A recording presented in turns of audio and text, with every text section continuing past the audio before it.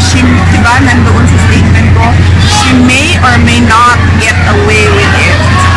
I said that in the statement. Ma'am, can you qualify that statement? Sorry, just to explain lang. What do you mean when you say na she's not, but she's a fake vice president? And also, meron kayong mga allegations na according to the statement, kailangan niya munang i-address. Can you just explain that? Yes, people call her behind her back and in front of her.